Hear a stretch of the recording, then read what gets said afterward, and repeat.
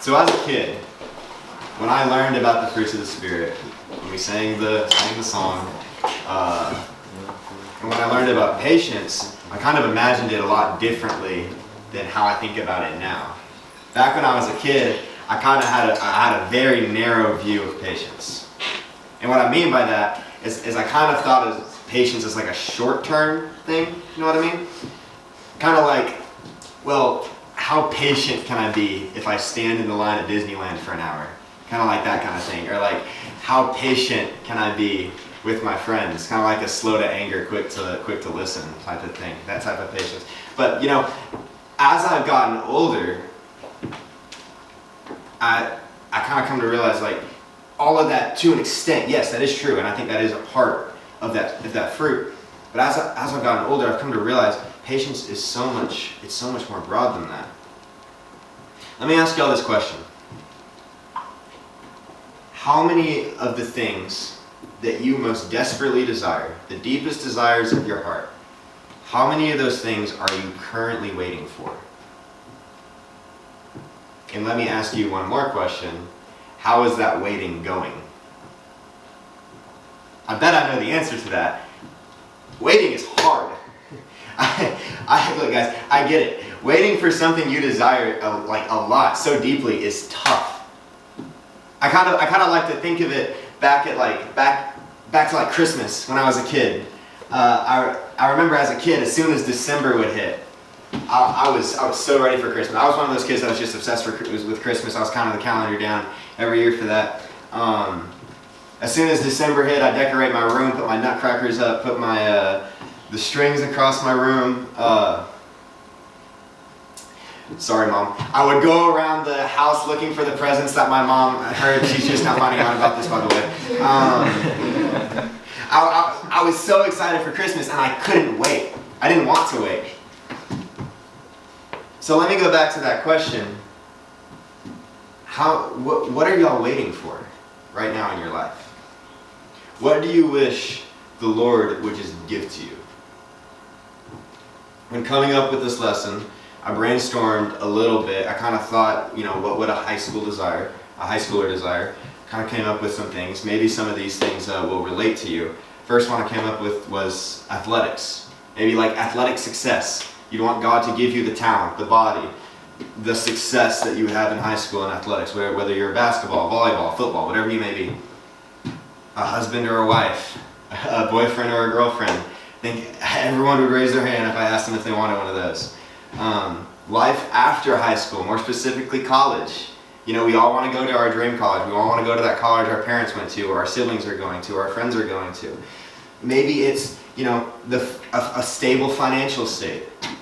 Maybe you want to live comfortably. Maybe you want to live a comfortable life. Maybe you're waiting for these things.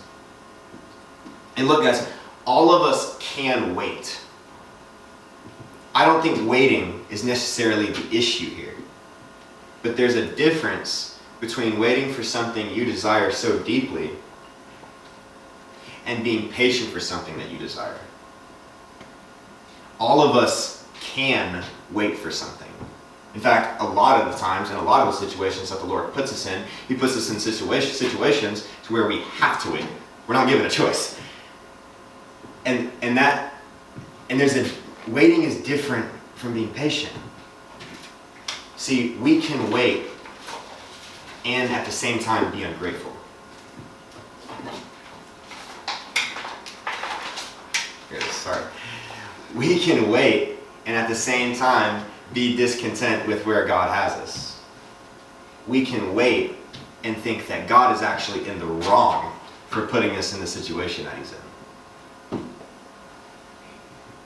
And see, if you have the Holy Spirit and Jesus is producing, fruits inside of you, you don't just wait, you wait patiently. You know what I'm saying? You don't just wait, you wait gratefully. You don't just wait, you wait with contentment with where God has you. And you wait, maybe not understanding why God has you in the situation that you're in, but understanding that because you're in that situation, He's allowed you to be in that situation, it's for the best of His kingdom. And this goes right into my first point. The first step to being patient is understanding that God is in control. Let me ask you this question. Whether it's your financial state, whether it's a girlfriend or a boyfriend, whether it's a college decision, whatever it may be, don't you think if God really wanted you to have what your heart desperately desires, maybe he's given it to you, maybe he's not, but let's say he's not yet. Don't you think if he wanted you to have it, he would have given it to you already? God is all-knowing. God is all-powerful. He knows the reason why you shouldn't have that. You see, there's a verse from Deuteronomy that comes to my mind when I think about the Lord being in control. It's Deuteronomy 31:8. The Lord himself goes before you and will be with you. He will never leave you nor forsake you. Do not be afraid. Do not be discouraged. I love the way that Moses put that. The Lord himself goes before you on your behalf. Does God have to go before you? No, he doesn't have to, but he does. Because believe it or not, God actually does want what's best for you. When we ask God to do something, or more specifically, give us something, he will go before us and scout it out. Like imagine we're on a path, we're going somewhere, we say, hey God, I really want this thing. God says, okay, hold on, let me go check that out real quick. He will go before us and scout it out. And if he decides that what you desire isn't necessarily best for his kingdom, and as Christians, we are a part of his kingdom, we're children of God, so if it's not best for his kingdom, it's probably not best for you. If it's not best for his kingdom, he either sees something that obviously we don't, or he sees something else further down the road that will bring more glory to him and more joy to you. I used to always hear this phrase growing up. When God says no, that means there's a better yes down the road. And there is so much truth to that. There's so much truth to that statement. And we have to understand that God's version of better might not necessarily equal your version of better. It might not look the same like how you thought it would look.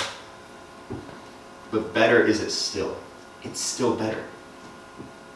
We have to understand that God is in control. And we have to understand that yes, God is preparing you for wherever you're going to be 10 years from now. Everything that's happening in your life is shaping you into the man or woman you're going to be one day. But God is also preparing you for who you're going to be 1,000 years from now. And he's also preparing you for who you're going to be 1,000 years after that. Please come back up. Okay. And this goes right into my next point. Patience is impossible without contentment. In order to be patient, as we wait for that better yes that God has for us down the road, we have to learn this one word. It's called contentment. Contentment is pretty much accepting and embracing what God is giving you. You see, there's this preacher out of Waco. My mom knows him pretty well. His name is Jonathan Pokluda. He's a pretty awesome guy. I would encourage anyone to go check his stuff out. But he has this podcast that he does. And one of the episodes that I was listening to was on contentment. And there was one thing that was said on that podcast that just absolutely blew my mind away, because I'd never thought about it like this before. And it'll change your perspective on it. What was said was, did you know that discontentment is actually satanic? Because think about it. Why did Lucifer fall? Was he content with just being the head angel? Was he content with just being the greatest angel of them all? No, he wanted to be God. And that's not what God had in store for him. Every time that we are discontent, we are telling God, I don't appreciate what you've given me. And I don't appreciate the season that I'm in. I don't appreciate the season that you've put me in. In other words, when we are discontent, We are telling God that we deserve more than what he's actually given us. Now let me tell you something. Our great God is not here to please the proud. And our great God, who calls himself our Father, is not here to please the greedy. Contentment is tricky. Trust me, I know. It's hard. I'd be lying to you if I said I have it all figured out.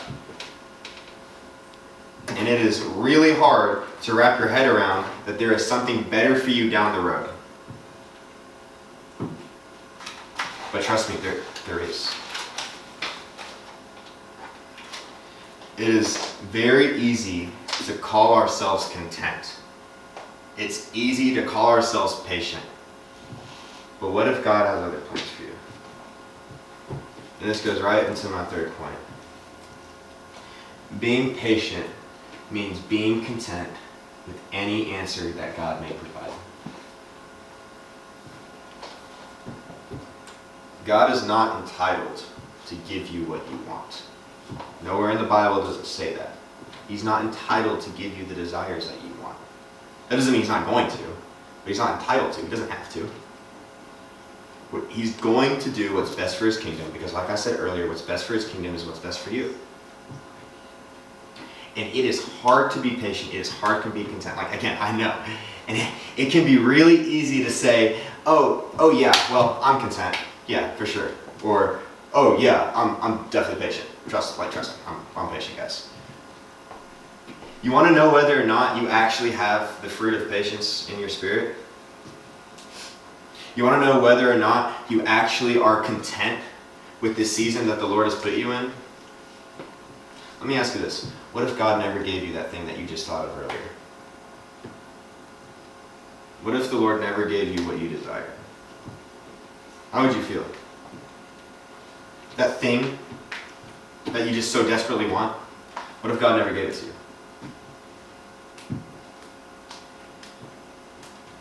How a believer in Christ would respond is with 4 words. Your will be done.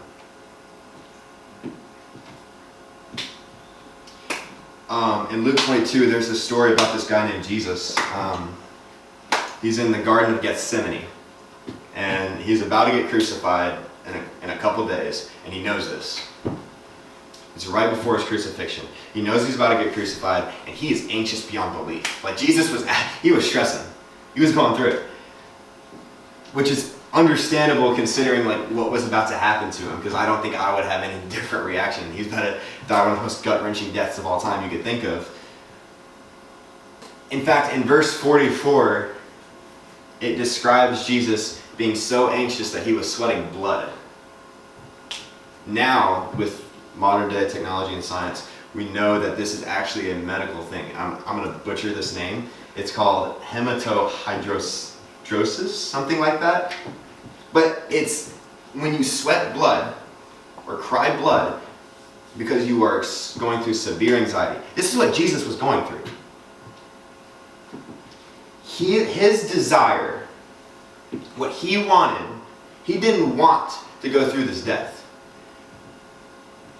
In fact, the interesting part is he actually asked the Father, he says, Father, if you are willing, please remove this cup from me. Basically saying, God, I know why you're doing this, but is there any other way? Because this is not something I want to do, understandably. But the impressive thing, and the thing that shows his spirit and his character, is even though he's going through probably one of the most awful experiences you can ever go through, he says, nevertheless, not my will, but yours be done, Father. Imagine you were about to get crucified in a couple days, and you're going through what Jesus was going through. How many of y'all would tell God, you know what, if you want to do this, go ahead. It'd be hard for me to, being honest. I don't think I'd be able to do it. Jesus is telling the Father that he may not necessarily like what's about to happen to him, but he is willing and he is content with this story because it's the Father's will. Some of the things that you may most desperately desire are things that